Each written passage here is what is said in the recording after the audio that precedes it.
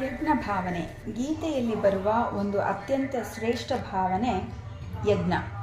ಶ್ರೀಕೃಷ್ಣ ಅರ್ಜುನನಿಗೆ ಯಜ್ಞ ದೃಷ್ಟಿಯಿಂದ ಕರ್ಮವನ್ನು ಮಾಡು, ಆಗ ಅದು ನಿನ್ನನ್ನು ಬಂಧಿಸುವುದಿಲ್ಲ ಎಂದು ಹೇಳುತ್ತಾರೆ.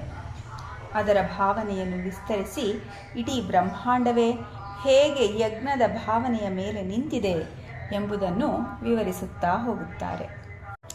ಪ್ರಜಾಪತಿ ಯಜ್ಞಗಳೊಂದಿಗೆ ಪ್ರಜೆಗಳನ್ನು ಸೃಷ್ಟಿಸಿ, ಪ್ರಜೆಗಳಿಗೆ ನೀವು ಯಜ್ಞದಿಂದ ವೃದ್ಧಿಯಾಗಿ ಅದು ನಿಮ್ಮ ಬಯಕೆಗಳನ್ನು ಈಡೇರಿಸುವ ಕಾಮಧೇನುವಾಗಲಿ ಎಂದು ಹೇಳುತ್ತಾನೆ. ಸೃಷ್ಟಿಯ ಆದಿಯಲ್ಲಿ ಭಗವಂತನು ಜೀವರನ್ನು ಸೃಷ್ಟಿಸುವಾಗಲೇ ಯಜ್ಞವನ್ನು ಸಹ ಸೃಷ್ಟಿಸಿರುತ್ತಾರೆ ಎಂದು ಹೇಳಲಾಗಿದೆ. ನಾವು ಬೆಳೆಯಬೇಕು, ವೃದ್ಧಿಯಾಗಬೇಕು. ಹಾಗೆ ಆಗಬೇಕಾದರೆ ಒಂದು ಮಾರ್ಗವನ್ನು ಪರಮಾತ್ಮ ತೋರುತ್ತಾನೆ. ಆ ಭಾವನೆಯೇ ಯಜ್ಞದ ಭಾವನೆ. ಯಜ್ಞದ ಭಾವನೆಯನ್ನು ನಮ್ಮ ಮನಸ್ಸಿನಲ್ಲಿಟ್ಟುಕೊಂಡು ನಮ್ಮ ಪಾಲಿನ ಕರ್ತವ್ಯಗಳನ್ನು ಮಾಡುವುದು, ಅದೇ ಯಜ್ಞ. ಆಗ ಯಾವ ವ್ಯಕ್ತಿಯಾಗಲಿ, ವ್ಯಕ್ತಿಗಳ ಸಮುದಾಯ, ಸಮಾಜವಾಗಲಿ ಅಭಿವೃದ್ಧಿಯಾಗುತ್ತಾ ಹೋಗುವುದು. ಅದನ್ನು ಪ್ರಪಂಚದಲ್ಲಿ ಯಾವುದೂ ನಿರ್ನಾಮ ಮಾಡಲು ಸಾಧ್ಯವಿಲ್ಲ. ಒಂದು ಜನಾಂಗದ ಶಕ್ತಿ ಕೇಂದ್ರವೇ ಈ ಯಜ್ಞದ ಭಾವನೆಯಲ್ಲಿದೆ. ಎಲ್ಲಿ ಇದು ಮಾಯವಾಗಿದೆಯೋ ಅಲ್ಲಿ ಆ ಜನಾಂಗವನ್ನು ರಕ್ಷಿಸಲು ಬೇಕಾದಷ್ಟು ಸೇನೆ ಇದ್ದರೂ ಅದು ಬಹುಬೇಗ ನಾಶವಾಗುವುದು. ನಾವು ಯಾವುದನ್ನು ಸನಾತನ ಧರ್ಮ ಎನ್ನುವೆವೋ ಅದರಲ್ಲಿ ಈ ಶಕ್ತಿ ಸುಪ್ತವಾಗಿದೆ. ಅದು ನಮ್ಮ ಆಸೆ ಆಕಾಂಕ್ಷೆಗಳನ್ನು ಈಡೇರಿಸುವ ಕಾಮಧೇನುವಾಗುವುದು. ಯಜ್ಞದೃಷ್ಟಿ ನಮಗೆ ಧರ್ಮ, ಅರ್ಥ, ಕಾಮ, ಮೋಕ್ಷಗಳನ್ನೆಲ್ಲ ಕೊಡಬಲ್ಲದು. ಪ್ರಪಂಚವನ್ನು ಅನುಭವಿಸಬೇಕೆಂಬ ಆಸೆ ಇರುವವನಿಗೆ ಅದನ್ನು ಅನುಭವಿಸಬೇಡ ಎನ್ನುವುದಿಲ್ಲ ಯಜ್ಞ. ಯಾವ ರೀತಿ ಅನುಭವಿಸಬೇಕೋ ಅದರ ಮರ್ಮವನ್ನು ತಿಳಿದುಕೊಂಡು ಅನುಭವಿಸು ಎನ್ನುವುದು. ಮಾನವನಲ್ಲಿ ಕಾಮಾಸಕ್ತಿ ಮತ್ತು ಅಧಿಕಾರಾಸಕ್ತಿ ಎಂಬ ಎರಡು ಪ್ರಬಲ ವಾಸನೆಗಳಿವೆ. ಅದನ್ನು ನಿಗ್ರಹಿಸು ಎನ್ನುವ ಬದಲು ಅನುಭವಿಸು ಎನ್ನುವ ದೃಷ್ಟಿಯನ್ನು ನೋಡಿ ಬದಲಾಯಿಸು ಎನ್ನುವುದು. ನಮ್ಮ ಕಾಮಾಸಕ್ತಿಯನ್ನು ತೃಪ್ತಿಪಡಿಸಿಕೊಳ್ಳಲು ಯಾರನ್ನೋ ಕೂಡಿಕೊಂಡು ಮೃಗೀಯ ತೃಷ್ಣೆಗಳನ್ನು ತೃಪ್ತಿಪಡಿಸಿಕೊಂಡು ಹಲವು ರೋಗ ರುಜಿನಗಳಿಗೆ ತುತ್ತಾಗಿ ಸಮಾಜಘಾತಕನಾಗುವ ಬದಲು ಅಗ್ನಿಸಾಕ್ಷಿಯಾಗಿ ಪುರುಷ ಒಬ್ಬ ಸ್ತ್ರೀಯನ್ನು ವರಿಸಿ ಗೌರವದಿಂದ ಸಂಸಾರವನ್ನು ಸಾಗಿಸುವುದು ಉದ್ಧಾರವಾಗುವ ಹಾದಿ. ಇದರಿಂದ ನಮ್ಮ ಬಯಕೆಗಳು ತೃಪ್ತಿಯಾಗಿ ಕ್ರಮೇಣ ನಮ್ಮ ಸ್ವಾರ್ಥ ಕೂಡ ಕಡಿಮೆಯಾಗಲು ಸಹಾಯವಾಗುತ್ತದೆ. ಇದರಂತೆಯೇ ಅಧಿಕಾರ ಲಾಲಸೆ. ಯಾರಲ್ಲಿ ಈ ಬಯಕೆ ಇದೆಯೋ ಅವರು ಬೇಕಾದರೆ ಅದನ್ನು ತೃಪ್ತಿಪಡಿಸಿಕೊಳ್ಳಲಿ, ಅಧಿಕಾರವನ್ನು ನ್ಯಾಯವಾಗಿ ಸಂಪಾದಿಸಲಿ, ಅದರಿಂದ ಇತರರಿಗೆ ಒಳ್ಳೆಯದನ್ನು ಮಾಡಲಿ. ಅಧಿಕಾರವನ್ನು ಪಡೆಯುವುದು ಭೋಗಕ್ಕಲ್ಲ, ಅದೊಂದು ದೊಡ್ಡ ಜವಾಬ್ದಾರಿ ಎಂದು ಅರಿತು ಕೆಲಸ ಮಾಡಲಿ. ಆಗ ಅವರು ಮಾಡುವ ಕೆಲಸ ಒಂದು ಯಜ್ಞವಾಗುವುದು. ಅದರಂತೆಯೇ ದ್ರವ್ಯವನ್ನು ಅರ್ಜಿಸಬೇಕೆಂಬ ಆಸೆ ಹಲವರಲ್ಲಿದೆ. ಅದನ್ನು ಯೋಗ್ಯವಾದ ರೀತಿಯಲ್ಲಿ ಸಂಪಾದಿಸಲಿ, ಯೋಗ್ಯವಾದ ರೀತಿಯಲ್ಲಿ ವೆಚ್ಚ ಮಾಡಲಿ. ಆಗ ಅದೊಂದು ದ್ರವ್ಯ ಯಜ್ಞವಾಗುವುದು.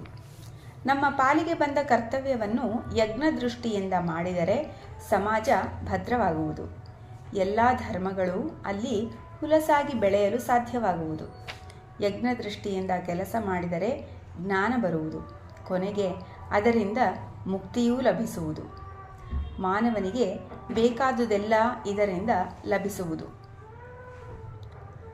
ನೀವು ಯಜ್ಞದ ಮೂಲಕ ದೇವರನ್ನು ತೃಪ್ತಿಪಡಿಸಿದರೆ ಆ ದೇವತೆಗಳು ನಿಮ್ಮನ್ನು ಪೋಷಿಸುವರು. ಪರಸ್ಪರ ಭಾವನೆ ಇದ್ದರೆ ಪರಮ ಶ್ರೇಯಸ್ಸು ಲಭಿಸುವುದು. ಯಜ್ಞದಿಂದ ತೃಪ್ತರಾದ ದೇವತೆಗಳು ನಿಮಗೆ ಇಷ್ಟವಾದ ಭೋಗಗಳನ್ನು ಕರುಣಿಸುವರು. ಅವರಿಂದ ಅನುಗ್ರಹಿಸಲ್ಪಟ್ಟ ಭೋಗವನ್ನು ಅವರಿಗೆ ಕೊಡದೆ ಯಾರು ತಾವೇ ಅನುಭವಿಸುವರೋ ಅವರೇ ಕಳ್ಳರು. ನಾವು ದೇವರನ್ನು ಏನು ಕೇಳುತ್ತೇವೆಯೋ ಅದನ್ನು ದೇವರು ನಮಗೆ ಕೊಡುವರು. ಆದರೆ ದೇವರನ್ನು ಯಜ್ಞದ ಮೂಲಕ ಕೇಳಬೇಕು. ನಾವು ದೇವರನ್ನು ಏನು ಕೇಳುತ್ತೇವೆಯೋ ದೇವರು ಅದನ್ನು ನಮಗೆ ಕೊಟ್ಟೇ ಕೊಡುವರು. ಆದರೆ ದೇವರನ್ನು ಯಜ್ಞದ ಮೂಲಕ ಕೇಳಬೇಕು. ದೇವರಿಗೆ ಒಂದು ರೀತಿ ಕೊಟ್ಟು ಕೇಳಬೇಕು, ಹಾಗೆಯೇ ಕೇಳುವುದಲ್ಲ. ನಮ್ಮಂತಹ ಬಡ ಮಾನವರು ಭಗವಂತನಿಗೆ ಕೊಡುವುದಾದರೂ ಏನಿದೆ ಎಂದು ನಾವು ಭಾವಿಸಬಹುದು.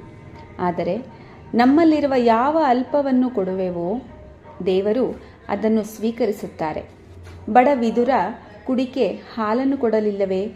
ಕುಚೇಲನು ಕೊಟ್ಟ ಒಂದು ಹಿಡಿ ಒಣ ಅವಲಕ್ಕಿಯನ್ನು ಭಗವಂತ ಸ್ವೀಕರಿಸಿರಲಿಲ್ಲವೇ? ನಾವು ಕೊಡುವಾಗ ನಮ್ಮಲ್ಲಿರುವ ಅಲ್ಪಕ್ಕಾಗಿ ನಾವು ನಾಚಬೇಕಾಗಿಲ್ಲ. ನಾವು ಏನನ್ನು ಕೊಟ್ಟರೂ ಭಗವಂತ ಸ್ವೀಕರಿಸುತ್ತಾರೆ. ಸ್ವೀಕರಿಸಿ ಆದ ಮೇಲೆ ಅದನ್ನು ಮತ್ತೂ ಹೆಚ್ಚು ಮಾಡಿಕೊಡುತ್ತಾರೆ. ಹಾಗೆಯೇ ಭಗವಂತ ನಮಗೆ ಕೊಡುವಾಗ ಅದನ್ನು ಪುನಃ ಭಗವಂತನಿಗೇ ಅರ್ಪಿಸಿ ನಾವು ಅದನ್ನು ತೆಗೆದುಕೊಳ್ಳಬೇಕು. ಇಲ್ಲದೇ ಇದ್ದರೆ ನಾವು ಅವಿಧೇಯರಾಗುತ್ತೇವೆ ಎಂದು ಶ್ರೀ ಕೃಷ್ಣ ಪರಮಾತ್ಮ ಹೇಳುತ್ತಾರೆ. ಯಜ್ಞದ ಮೂಲಕ ಕೇಳಿ, ಯಜ್ಞದ ಮೂಲಕ ಅನುಭವಿಸಿ ಎಂದು ಇಲ್ಲಿ ಹೇಳಲಾಗಿದೆ. ಸೃಷ್ಟಿಚಕ್ರ ನಿಂತಿರುವುದೇ ಯಜ್ಞದ ಆಧಾರದ ಮೇಲೆ ಎಂಬುದನ್ನು ಶ್ರೀ ಕೃಷ್ಣ ಪರಮಾತ್ಮ ಸುಂದರವಾಗಿ ಹೇಳುತ್ತಾರೆ. ಅನ್ನದಿಂದ ಪ್ರಾಣಿಗಳು ಉತ್ಪನ್ನವಾಗುತ್ತವೆ, ಮಳೆಯಿಂದ ಅನ್ನ ಉಂಟಾಗುತ್ತದೆ, ಯಜ್ಞದಿಂದ ಮಳೆಯಾಗುತ್ತದೆ, ಕರ್ಮದಿಂದ ಯಜ್ಞವಾಗುತ್ತದೆ, ಕರ್ಮ ಬ್ರಹ್ಮದಿಂದಾಗುತ್ತದೆ, ಬ್ರಹ್ಮ ಅಕ್ಷರದಿಂದ ಉದ್ಭವಿಸುತ್ತದೆ. ಆದ ಕಾರಣ ಸರ್ವವ್ಯಾಪಿಯಾದ ಬ್ರಹ್ಮ ಸದಾ ಯಜ್ಞದಲ್ಲಿ ಪ್ರತಿಷ್ಠಿತವಾಗಿರುವುದು. ಈ ರೀತಿ ಪ್ರವರ್ತಿಸಲ್ಪಟ್ಟ ಜಗಚ್ಚಕ್ರವನ್ನು ಯಾರು ಅನುಸರಿಸುವುದಿಲ್ಲವೋ ಅವರು ಪಾಪಾಯುಗಳೂ ಇಂದ್ರಿಯಾರಾಮರೂ ಆಗಿ ಅವರ ಬಾಳು ವ್ಯರ್ಥವಾಗುವುದು. ನಾವು ಎಂದು ಭೂಮಿಗೆ ಬರುತ್ತೇವೆಯೋ ಅಂದಿನಿಂದ ಇಡೀ ಬ್ರಹ್ಮಾಂಡ ಒಂದಲ್ಲ ಒಂದು ರೀತಿಯಲ್ಲಿ ನಮಗೆ ಕೊಡುತ್ತಲೇ ಇದೆ. ಅದು ಕೊಟ್ಟದ್ದನ್ನು ತಿಂದು ನಾವು ಬೆಳೆಯುತ್ತಿರುವೆವು. ಪಂಚಭೂತಗಳು, ಎಲ್ಲ ಬಗೆಯ ಜೀವಜಂತುಗಳೂ ನಮಗೆ ಸಹಾಯ ಮಾಡುತ್ತಿವೆ. ನಾವು ಅವರಿಂದ ತೆಗೆದುಕೊಳ್ಳುವುದು ಒಂದು ಸಾಲವನ್ನು ಮಾಡಿದಂತೆ. ಆ ಸಾಲವನ್ನು ನಾವು ಸಾಧ್ಯವಾದಷ್ಟು ತೀರಿಸಬೇಕು. ಆದ ಕಾರಣವೇ ನಮ್ಮ ಪೂರ್ವಿಕರು ಪ್ರತಿಯೊಬ್ಬ ಹಿಂದುವು ಪಂಚಯಜ್ಞಗಳನ್ನು ಮಾಡಬೇಕು ಎಂದು ಹೇಳುತ್ತಿದ್ದರು. ಆ ಯಜ್ಞಗಳೆಂದರೆ ದೇವಯಜ್ಞ, ಋಷಿಯಜ್ಞ, ಪಿತೃಯಜ್ಞ, ನೃಯಜ್ಞ ಹಾಗೂ ಭೂತಯಜ್ಞ. ಎಂದು ನಾವು ಯಜ್ಞ ದೃಷ್ಟಿಯನ್ನು ಮರೆಯುತ್ತೇವೆಯೋ, ಕೇವಲ ಸ್ವಾರ್ಥಕ್ಕಾಗಿ ಬಾಳುತ್ತೇವೆಯೋ ಆ ಬಾಳು ವ್ಯರ್ಥವಾಗುತ್ತದೆ.